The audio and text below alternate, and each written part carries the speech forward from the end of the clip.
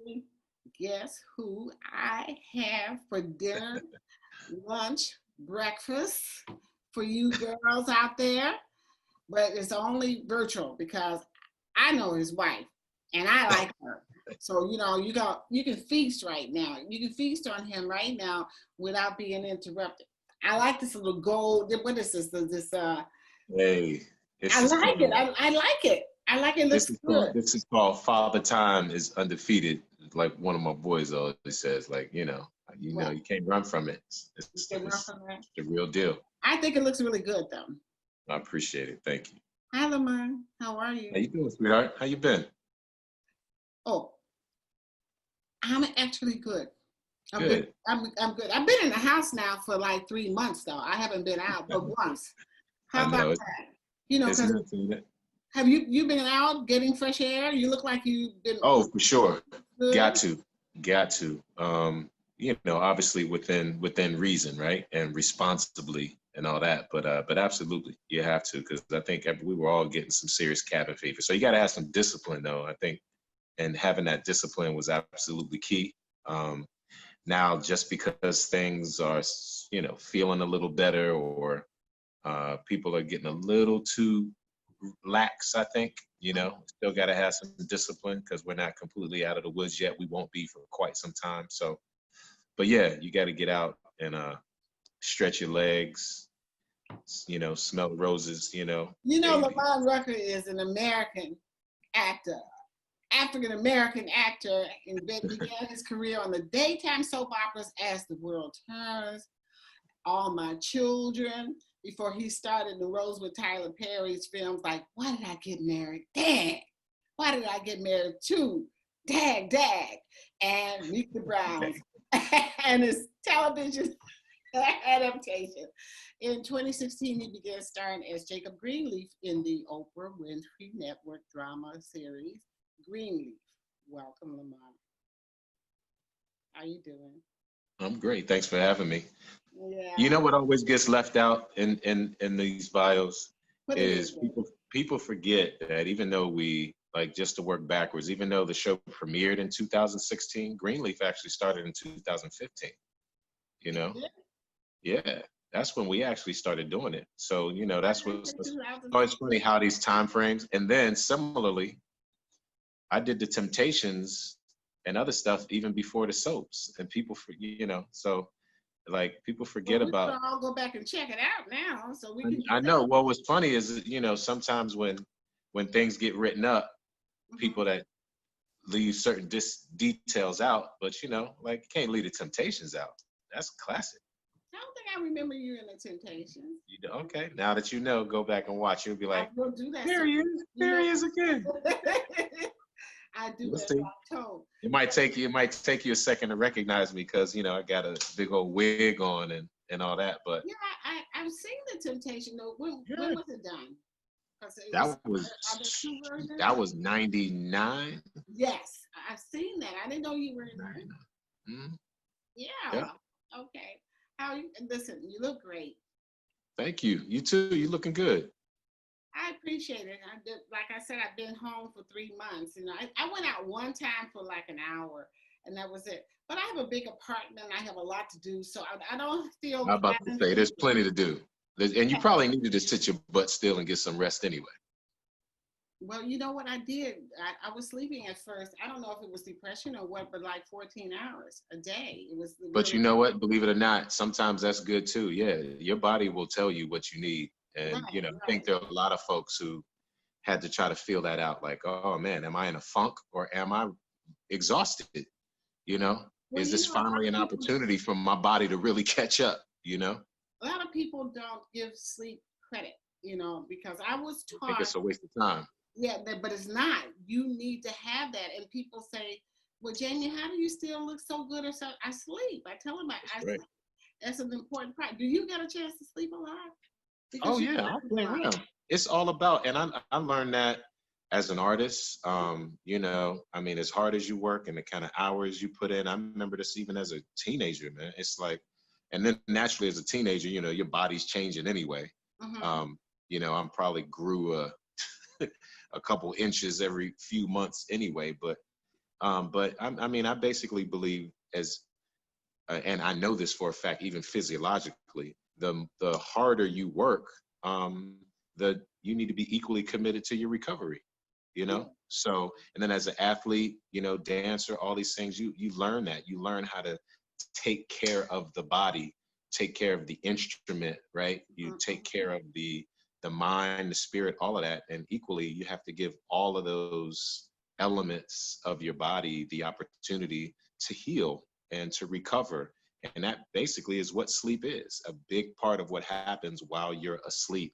Your body doesn't just shut down. Your body is very active, but that's when it's actively healing itself, you know, going through its own restoration and revitalization of all these systems and vital organs and functions in your body. And if you don't give your body the opportunity for it to do that, then you know, you stop becoming a well-oiled machine, and then you're just this, you know, car that you're just running into the ground. You'll get raggedy real fast if you don't adequately take care of yourself. Some people go from one extreme to the next.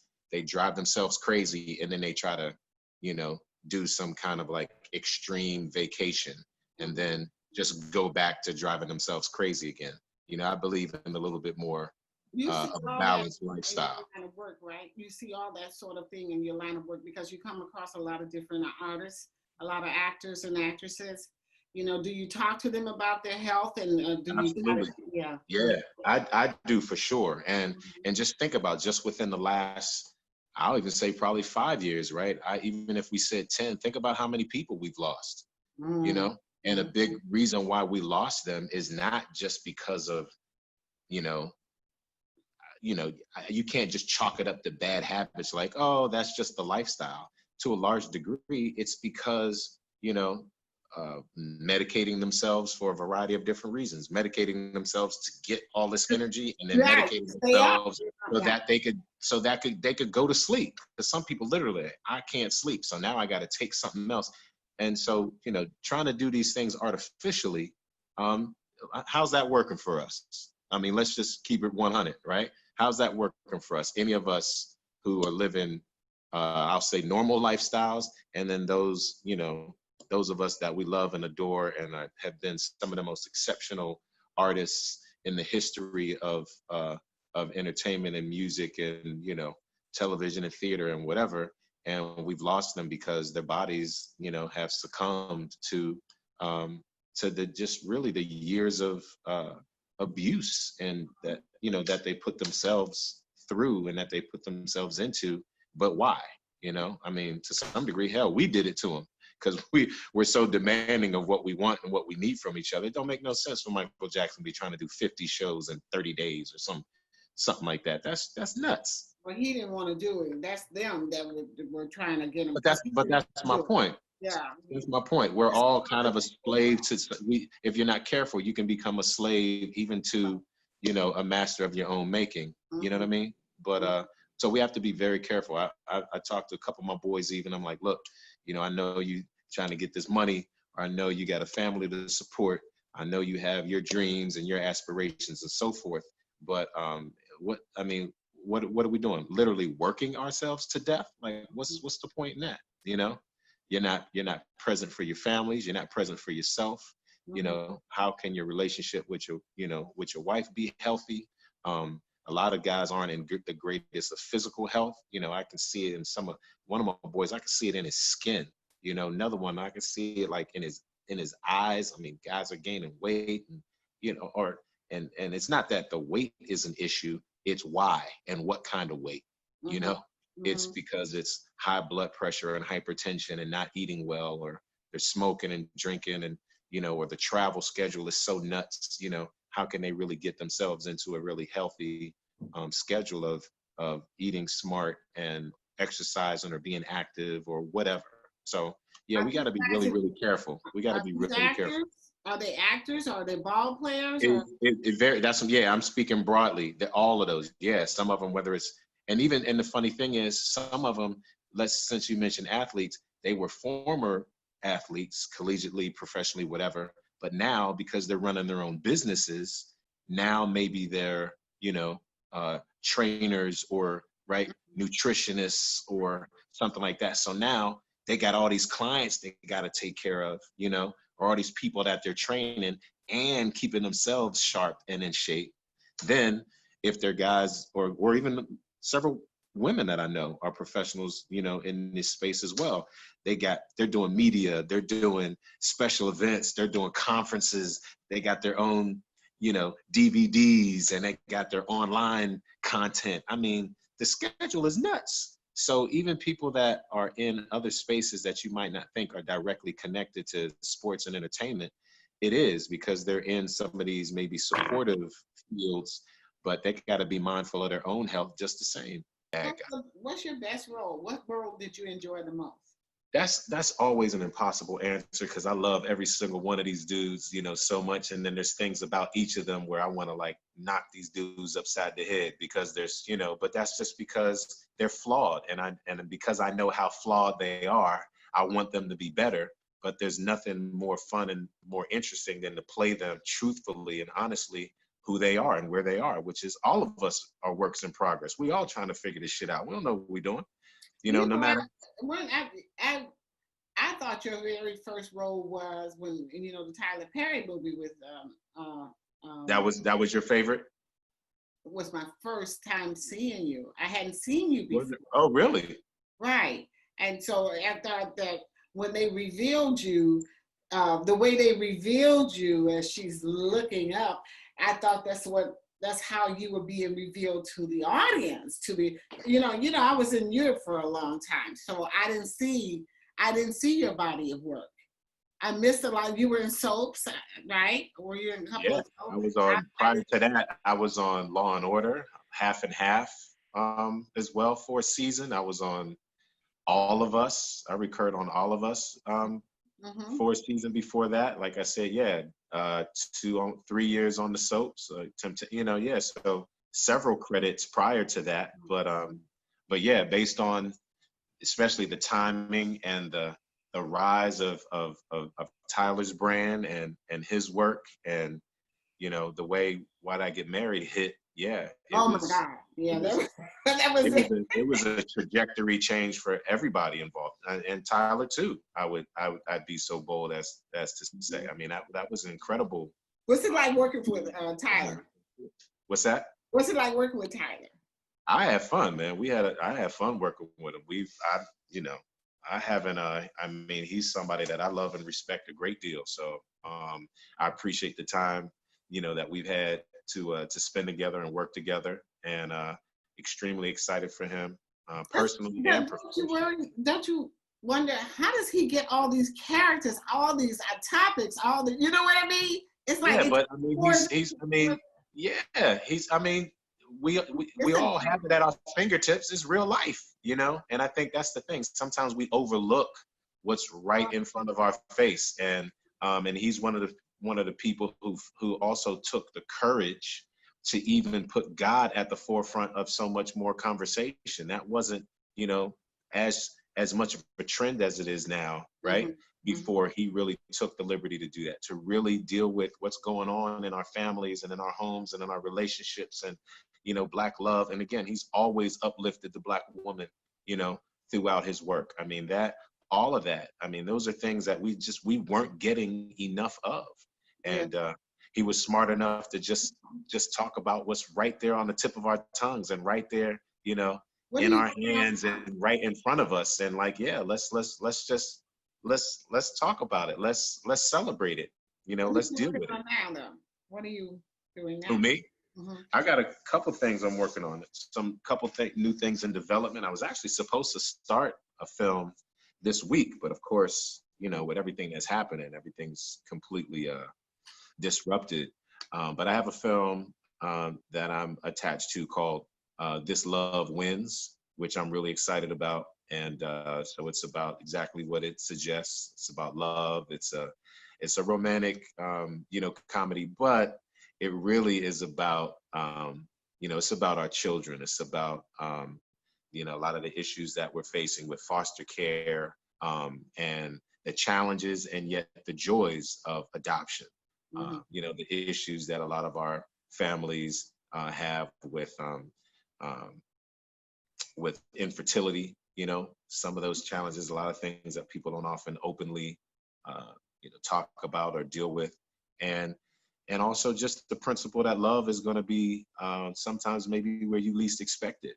And love in many forms, right? Not just romantic love, but God's love, your love of children, and how family might end up coming to form, similar to the brother you just mentioned, who's locked up. I mean, who would have ever thought that the way he comes into being brought back into family, or even, right, becoming part of someone else's, and them a part of his life.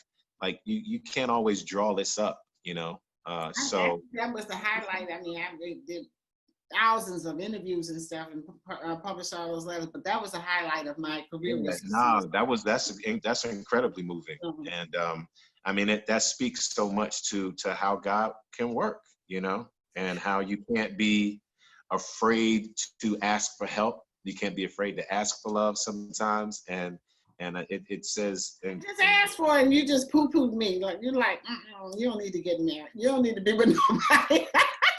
I didn't poo-poo you. I just didn't feed into the little bait you're trying to throw out there.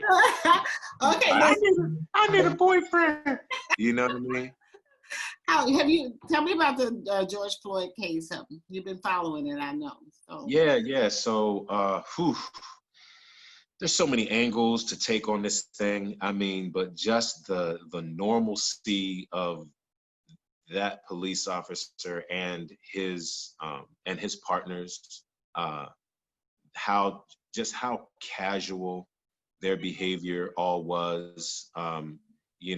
It's the disturbing thing about some of this is not just the singular event. It's really the reality that this is not a singular event. It's so entrenched and it's so ingrained in their habit. It's so ingrained in some of their personal individual ideologies. It's a pandemic. It's so ingrained in the institutionalized training procedures and public policy and legislation and all these things. I mean, these approaches to how people very openly and freely dehumanize other people. It's savagery at its even at its best. It ain't even savagery at its worst. Are you afraid when you're driving or anything when cops come along? Are you sensitive? I mean, yes and no. Unfortunately, it's like we learn how to navigate in this world and in this skin in a certain kind of way. So no, I don't walk around looking over my shoulder every day, but at the same time, it's just like a street smart. It's a sensibility that you have that, while I'm out and about, there's just things you just kind of almost like you know better. There's just things you just don't do because you wouldn't want that to bring any unnecessary attention to you. I mean, there's even gender dynamics that aren't even racial dynamics. If I didn't know you and you're on the sidewalk in front of me and you're not walking as fast as I am and I'm approaching you, I'm going to intentionally make sure I give myself some space as I pass you, so that you don't get uncomfortable or feel like there's a person in particular, a tall Black man, rolling up on you that you didn't see or didn't hear coming. Or I'll jiggle my keys, or I might cough. There's even things I realize I've done them subconsciously, but it's all part of kind of letting that woman know as you're approaching that somebody's coming up behind her that she might not be able to hear or see. We shouldn't have to worry about that. But I've been in situations where women have flipped out because, they didn't see you coming. I've been in situations where if I saw somebody coming out of my, coming into my blind spot and then they're too close to me, I'm getting ready to elbow them in their face. It's just You're talking about a man, not a woman, though. It doesn't matter. No, it doesn't matter. I've almost done that to a woman before because she had no concept of, I'll never forget, she was running across the street and she chose to run in between two cars that I was, kind of passing by, right, on the sidewalk. And the way she came and ran up into between those two cars, you can tell she didn't have the same concept of personal space, the fact that the speed which she's running across the street and the angle she's coming on is what somebody could potentially do who's trying to, catch you slipping in whatever way. She's not even thinking like that. You know what I mean? So, but it's just in your instinct to have your antennas up. And if somebody's coming at you at that speed, at that angle from across the street, you ready to, she almost got laid out. I mean, I'm serious. I mean, she would have, and then the scary thing is, if that would have been the case and I put my hands on her, it would have looked like I was the aggressor and I knocked some woman out on the sidewalk. Right. So yeah, it's unfortunate that we even have to consider all of these things, but it's kind of a normal thing. It's like, all right, it's a certain time of night. I'm at a stop sign. Yeah, all my lights work, right? Okay, let me make sure I'm coming to a 4-wheel stop. Let me make sure I'm using my turn signal. All my paperwork's in here, right? Yeah, sometimes you gotta go through this little checklist to make sure you're straight, What do you mean all your paperwork? Your driver's license? Yeah, life registration, whatever. Okay. You know what I'm saying? Yeah. It's unfortunate that we even have to consider that or think about those kinds of things. All right, what part of town am I in? What kind of car am I driving? Am I by myself? Do I have on a black hoodie? Do I have on a baseball hat? It's like you got to worry about these images that could potentially be somebody else's reason for targeting you or profiling you, when there's plenty of other people that don't have to even think about it at all. Well, a lot of our children don't have people teach. My father would teach us that, right. Receptors, but we don't have fathers in our home now. Well, we do. That's not true, Jamie. So I'm a challenge. Okay, tell me where are they? Yes, we do. There are plenty of them. We're there. Even the numbers are even. I'm gonna start walking around with some statistics. Okay. Because that really is a very untrue narrative. Now, that doesn't mean that we can't do better, and that doesn't mean that isn't something that our community does suffer from, because we understand how important the father is and how important it is for the black man to be. And the other detail is for that black man to be in the home, right? Right. But that's a different detail than sometimes what that suggests is that fathers aren't present and that they're not in the child's life and that they're not part of the equation. So that's very untrue. And the statistics actually suggest that black men are even more engaged and more present and more involved with their children than other cultures and races, believe it or not, whether they're in the home or not. So what's really interesting about that is I want us to be really careful about not being the ones to perpetuate kind of the narrative. I'm glad to hear that, because most of my friends don't have the fathers there, So, but okay, I'm glad to hear that. If you're saying that this is true, this is not true, bravo, because I want you all in the home. That's where I want. Exactly. Because you have to teach, just like about perception and stuff. You have to teach that. Right. That's right. And then the other thing is, that's why, again, teaching and mentorship and, other leadership and having these other positive role models in the community is so important, because even if a child doesn't have that man in the home, which again is also connected to whom? I mean, you and I are giving each other all this love, energy, but unfortunately, if the relationship dynamics aren't healthy, then it's the woman who ends up having the power and the authority to kick him out or dismiss him. So not that I'm asking our women to be unhappy or to be in situations that are even maybe harmful or dangerous or abusive or where there's distrust or infidelity or whatever. But some of what we suffer with is when the relationship isn't working, that now who really suffers is the child not having that man, available to them the way they should, maybe in an ideal situation. But if that man's still in the equation, it shouldn't be about his child support check. It should be about his parenting. It should be about him being present and active, and this kind of love and education and discipline and protection and everything that we're talking about.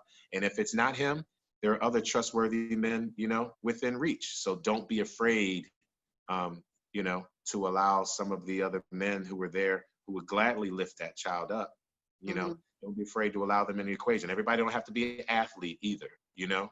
No, I know. But we need more men in education. We need more men who are committed to mentorship. We need more men who are like, I don't want nothing from fine ass Miss Jamie next door, but I'm gonna make myself available to her kids without wanting anything from her. You know what I mean? Yeah. And vice versa. We have to take more of that initiative because your kids are my kids. You know, whether we're related or not. So, but the reason there's so many of our guys that are locked up and they're not with it. You understand? They can't be with their child or can't be visited. You know, it's hard for you to dictate what your child should or shouldn't do when you're not there, and the mother is there. That's what I'm talking about. Because what was it? The stop and frisk thing. They just took people and just threw them in there, and then they. Yeah, and that's the thing. How many of us are in there for our own? You know, because we did something foolish, and how many of us are in there because of how we were, you know, targeted, set up, trapped, you know, or again, all the other things that we could say, right, that we are well documented that we're victims of based on, again, institutionalized issues or, you know, other limitations or, you know, limitations to access to education and employment and so forth and so on. So I can't even count how many incredibly brilliant men, you know, I know that we've lost, you know, in the street or to some other foolishness. Exactly. Yeah. So the reason why they're there wasn't because they didn't want to be involved with their children. The reason why they're not there is because they got jammed up in something else. Yeah. Or they got, you know, they've had issues with incarceration or whatever. Somebody teaching you what to do. Like my father, he put us on the sofa every Sunday. Every Saturday, every Sunday. The four of us, my brother and the rest of us, and he just taught us about life constantly for an hour. We had to read the newspaper. I'm talking about from about 5, 6, 7, 8 years old. It's four of us. Then he would take us down. He would tell us the kind of person that we should marry or shouldn't marry. Okay, that's very important. Then he would take us down to the worst part of Chicago on 47th Street, where we would see all the derelicts and the people on drugs and alcohol and talking to us. You don't want that. You want to have a job. You don't want to be with a person like that. I mean, just every Saturday. Then on Sunday, he sat us all on the sofa and talked to us about how you act at your job. You know, you don't go in the corner whispering because you're being watched all the time. And so if you're not attentive, if you're not good at your job, if you're over there gossiping, then when the opportunity to get a better job within that company, you're going to be overlooked. You understand? Because you're not, maybe it's a job you have to be trustworthy. I became a patent attorney's clerk. I had to know what I was doing. And also I had to keep my mouth shut because these are patents. You know, this was at the Teletype Corporation. He would even tell us how he would help us get dressed when we were getting, you know, at the job. You know what's powerful about that is for a man to be doing that for girls. You had a very significant advantage with that. A lot of times, our you know, a lot of families, and not just our families tend to say, okay, let the man deal with the boys and the woman with the girls.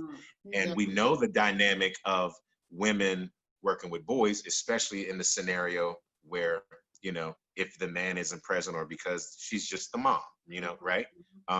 But we don't often talk about how profound it is for men to really be really directly involved and engaged with how their girls are shaped. So what you're talking about right now is incredibly powerful because, you know, the women that I know who've had that and where that's been a strong element in their lives, it's a huge difference maker.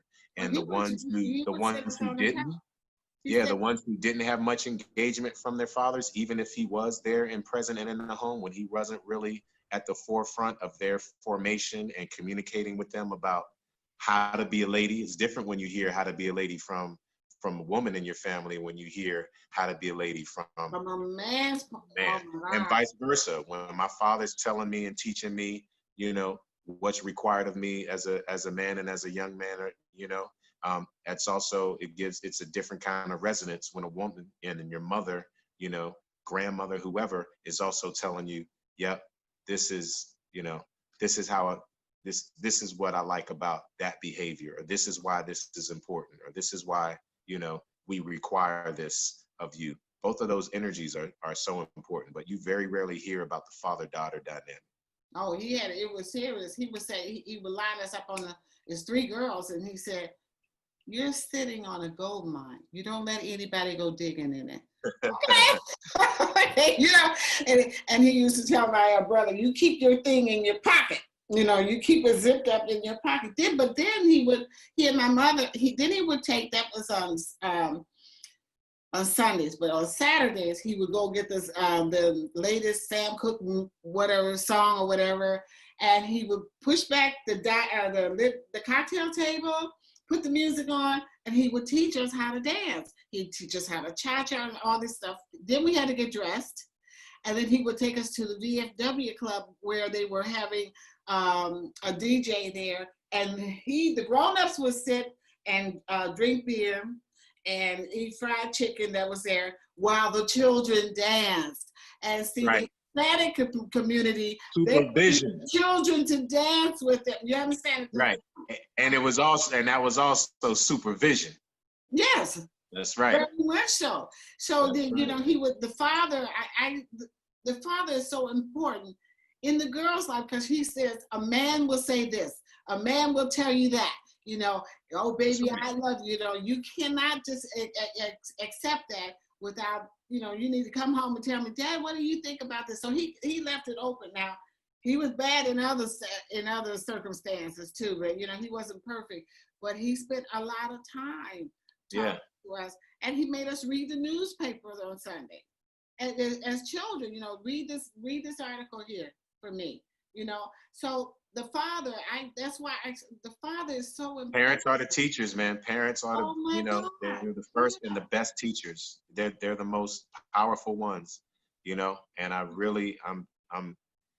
people don't really understand that until they're in the situation, and they think it's just all about having this little real life baby doll or something like that. It's like, nah, if you're not really ready to be a teacher, you're not ready to have no kids. Okay, you know, I gotta ask you. People want to know. Here are the questions. How is his love life? You know, I know, but you know, they ask. Women always want to know this stuff. I'm looking at the questions here. I'm very, very happily married to a phenomenal woman, beautiful sister. So she is too. Yeah. How long is it now? 5 years? 4 or 5? Yeah. Oh, I guess they're right. Yeah. Yeah. Right on. So what do you like about marriage? What do I like about marriage? Mm-hmm. Wow, that's a good question. I took my time. So, you know, I love, I mean, it's corny when people say this, but you know, when you really understand the value of, again, of friendship, and loving somebody is also different than liking them. Mm-hmm. So I also knew that I was ready to be married, and in particular, ready to be married to her. When I also realized how much I actually liked her. And that night part is very important. Yeah, wanted to be with her, wanted to be around her, like the way she smells, you know, all of that. So, but that also took time. That, you know, I think people have to take the time to build that, you know, be friends, work on your communication skills and your conflict resolution. And, you know, everybody's got this list of what they want from other people, but they rarely have a list of, you know, what they want from themselves or what they need to work on in themselves. So I've never believed, and thankfully she either, in being like, you know, you make me whole, you know, type of thing.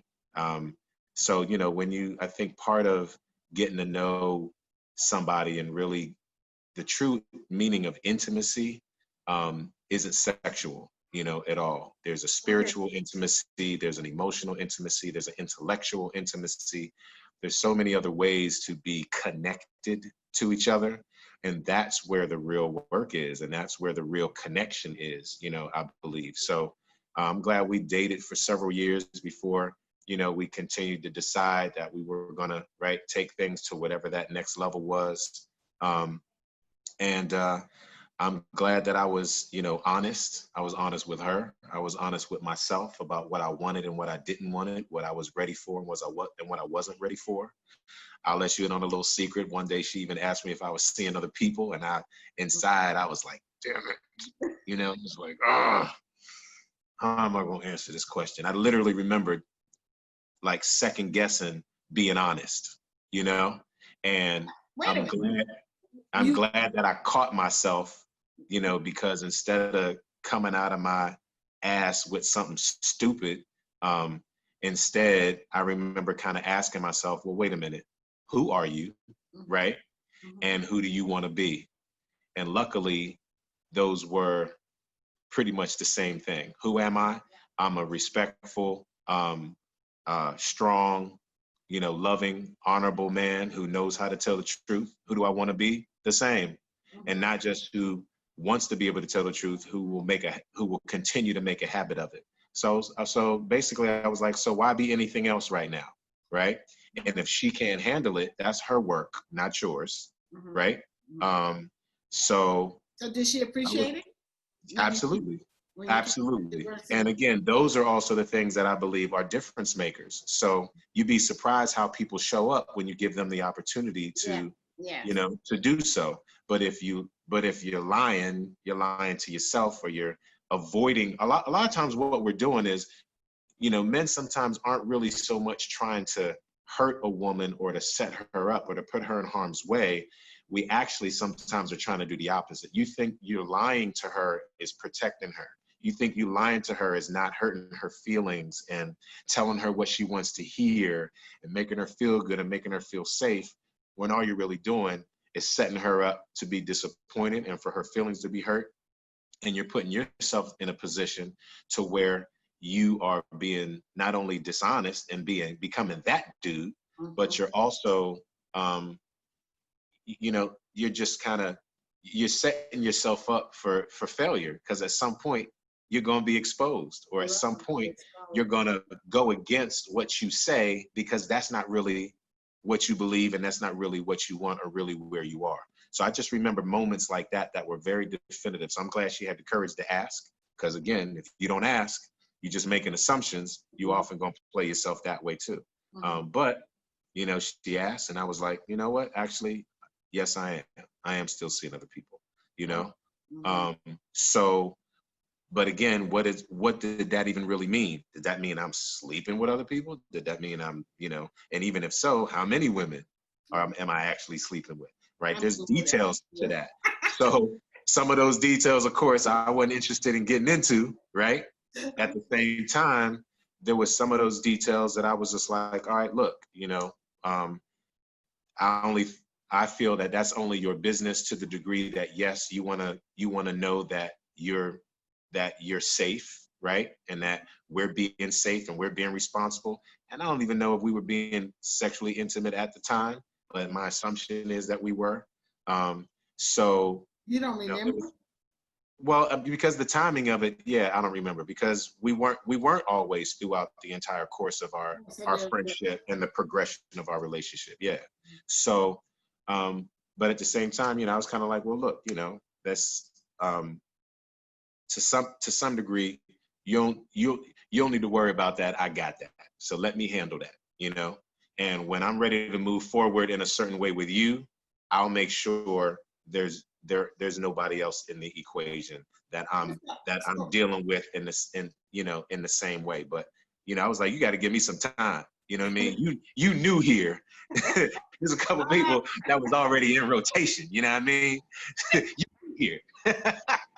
No, but no, my point was, it's like sometimes we got to be fair about the process of dating. That's really my point. So, so again, how we've learned and how we've worked together, working through stuff like that, those are the things that I think have made the difference in how and how kind of one woman rises to the top, if you will, than another.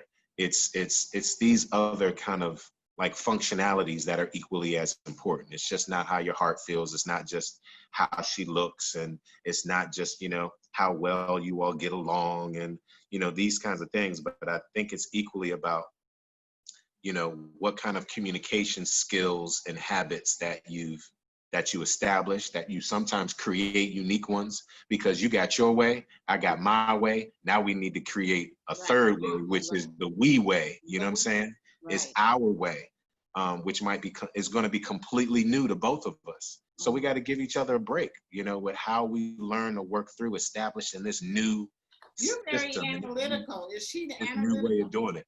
Yeah, I mean, you gotta have, your brain's gotta be in it. I mean, that doesn't mean you don't listen to your heart, but even that, you gotta have the courage. Okay, what's my heart even saying? What's it want me to do? What's it asking for? What's it requiring and demanding of me? And it's and this is why I think people need to give themselves some time, grow up a little bit, stop being in a rush, to do all of this stuff too, man. And I think that's across the board.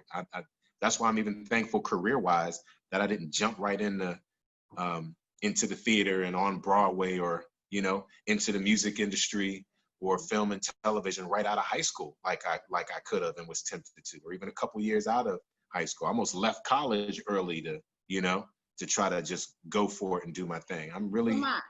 I'm pleased that I took my time. When did you learn how handsome you were? And when did what? When did you learn how handsome you were, that women would be really into you? Well, first of all, how old were you? 12, 10? You want me to be perfectly honest with you? Yeah. I was 4. What did you hear? What did they say?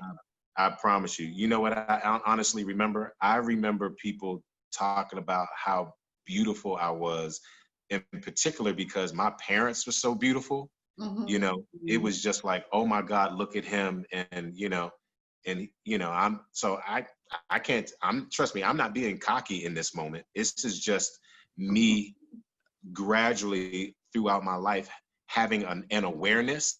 I thank God it's never gone to my head, but that awareness actually happened very early. I remember getting so much attention when I was a child, but it really, again, was not just a reflection, I think, of just my own kind of disposition. I think I was an easy child to kind of to coddle and cuddle and pass around and play with and all that. But I think being a product of my 2 parents who are also so well liked and loved and, like I said, and so attractive themselves, that I benefited from that, really. And then as I evolved and matured, I mean, I remember girls fighting over me in elementary school, I remember girls bullying me in 2nd grade, talking about, I go with you. I was like, what? He's like, I go with you. I'd be like, okay. I mean, I was soft. I was a little punk. I was like, okay, I mean, I joke around. I think I told one of our boys jokingly not too long ago, one of the nastiest notes I ever remember to this day, a girl wrote me in 2nd grade, Jamie. Okay. So my point in all that is, I think it's really interesting that you asking me that question, for you to ask me that question now, huh? What was in the note? I can't even, I think even psychologically I had to omit it. And then I got in trouble because when I received it, I called myself trying to write something in response. And then of course, that's the one that gets caught, right? Yeah. And how the letter gets mailed home to your parents and all that. I took an L for that one. But okay. But my point is, I've gotten, I've learned how to deal with that and manage that as a result of having to deal with that from a very young age. I mean, and by the time I got into middle school and high school, I mean, I had men and boys coming at me too. I mean, high school, I was getting stalked by, but I remember 2 grown men at one point, so it's like, it's not, it ain't cool. No. If you don't know how to deal with it, and if you don't have a healthy relationship with yourself, and even a very humble understanding of what that means, and learning how to manage even how other people are going to respond to it, that has nothing to do even with you just walking in your own skin. But I'm thankful that I've had a lot of that experience, because it's given me a very significant amount of insight for lack of a better way to put this, for what it also must be like to be a woman, right?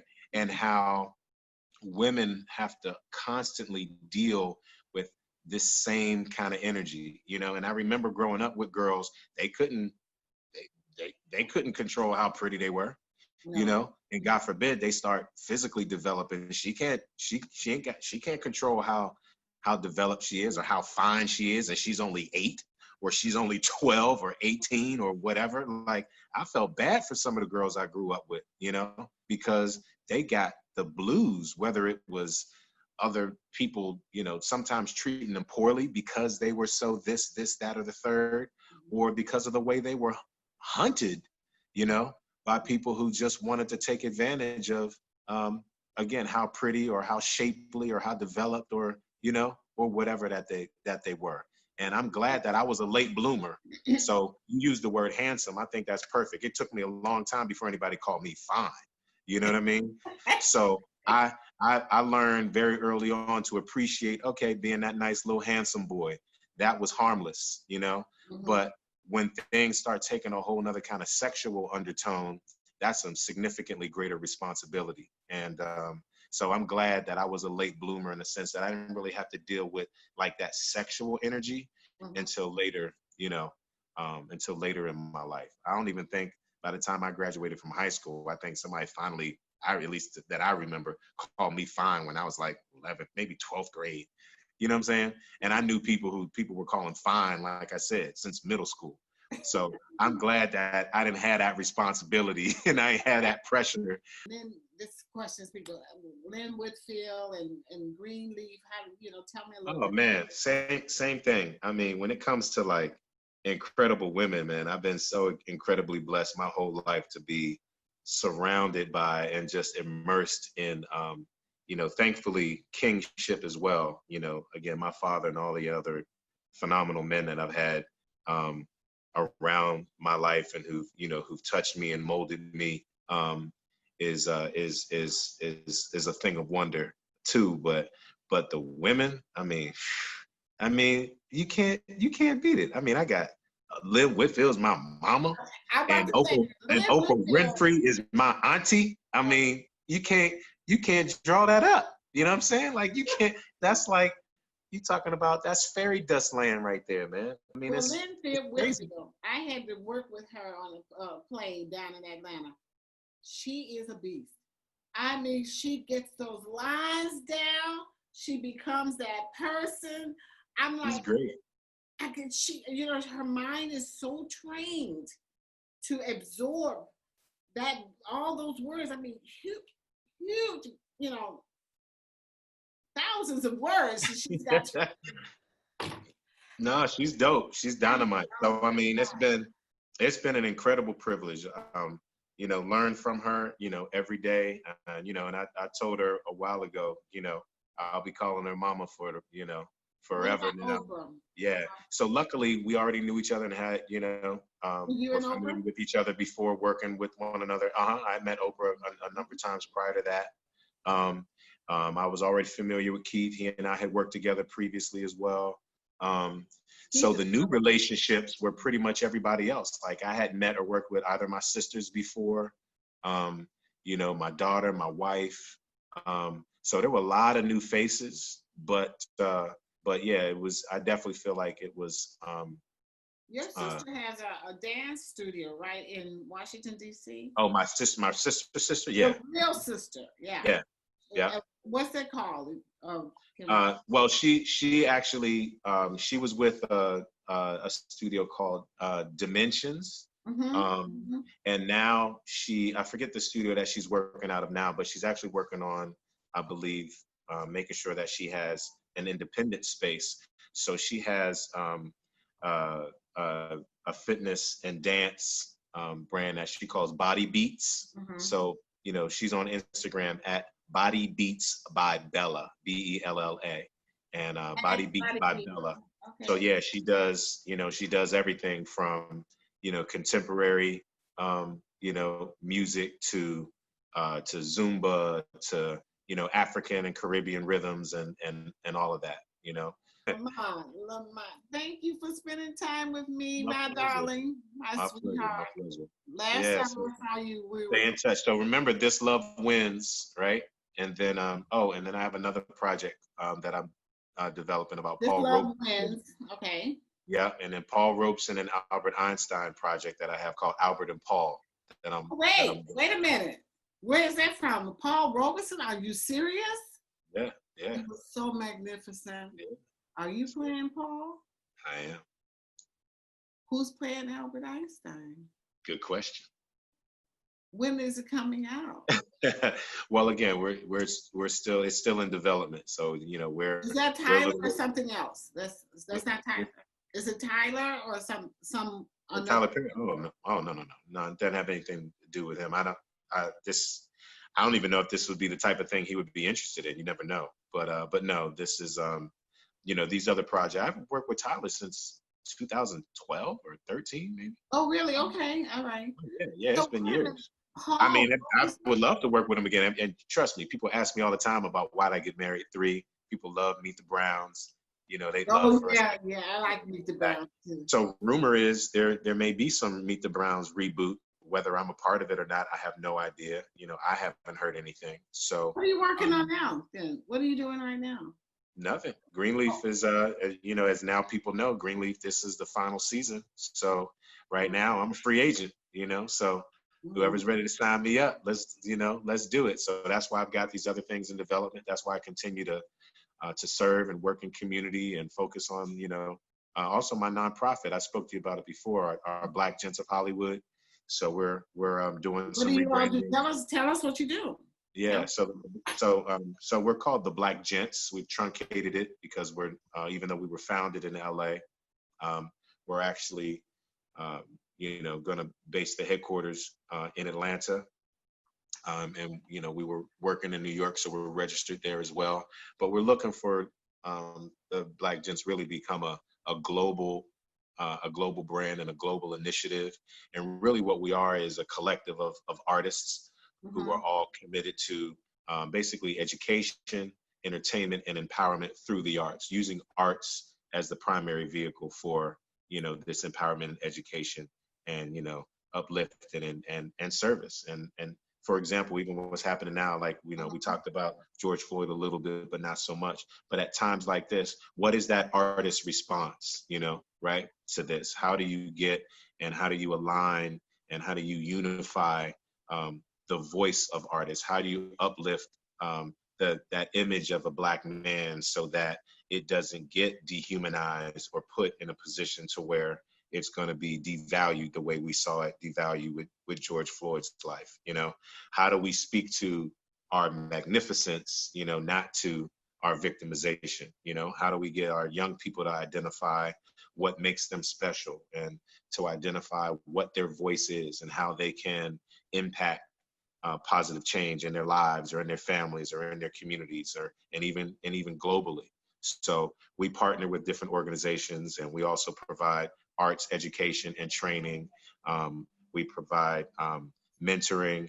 We also, are always committed to different service initiatives and partnerships. And this is also about, teaching our young boys how to be sophisticated and how to be men of style and substance and spirit. So there are already countless Black gents throughout our life, throughout our world, throughout our community, and, like, to speak of Paul Robeson, throughout our history. So we're tied to, infinite lengths and legacies of greatness when it comes to who and what Black men are. And we want to speak to that and continue to build on that and just really work to revitalize, if you will, and resurrect, this real powerful image and history of who we are and what it means to be to a Black African, man, and be proud of it.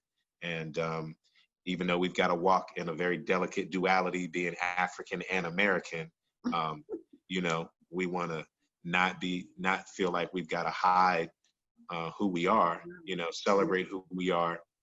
And it doesn't make us anti anything else, right? It just means, we're going to celebrate who we are.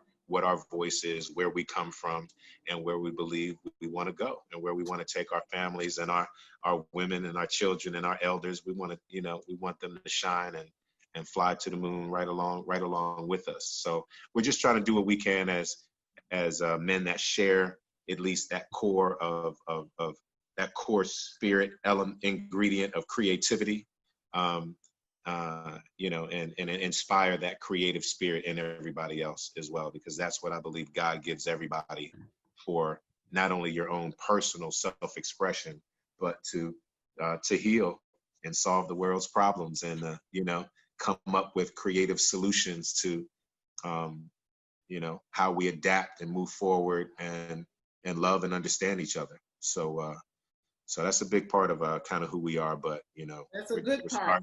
We start right where we are, which is children and families and community. Well, I'm glad that you spent some time with me, and hopefully you'll keep me abreast of everything that you are doing, especially for this men's group, right? And you're gonna find me a boyfriend. Yeah. Nice guy, okay. I can't have anybody. Right. They gotta be a little bit younger so that they can keep up. I'll see what I can do. I wish I could clone myself for you, and Well, you're too much like a baby brother. I couldn't handle that. What's that? I said you're too much like a baby brother. I couldn't. Well, that's what I'm saying. I could clone me, but I'd make him look like just a little different. He'd be like a little taller. Right, maybe make him a little. What do you like? Him a little more chocolate. Make him a little darker. No, give him a different name. But I mean, at least talking about like somebody that I know would love and protect you. That's how I want him to be like me. I'm the only one I trust. I know. You're gonna find somebody enough like me that we know he's gonna do right by you, but he's gonna be very different, so it don't get weird. Give your wife a beautiful big kiss from me. I love her. I will. She'll be glad to hear from you. You can call a negress sometime, little boy. I know. I'm gonna check on. I have. You got to check messages too, right? You can't be like, call me and then you don't call nobody back. Well, you got that don't make no sense. Stay in touch, though. We stay in touch. We're gonna be working. Of course, you know it. But I know eventually you're going. You'll get back to me. I know eventually you'll be like, hey. Yeah. When I get a chance to, I'll spend some time with you and let you know what has been going on. Yeah.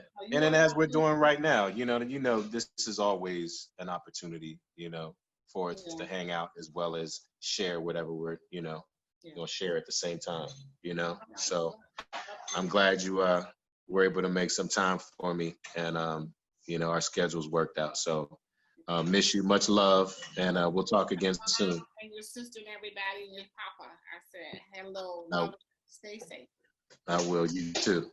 Okay. Bye-bye. All right. Thank you so much. My pleasure.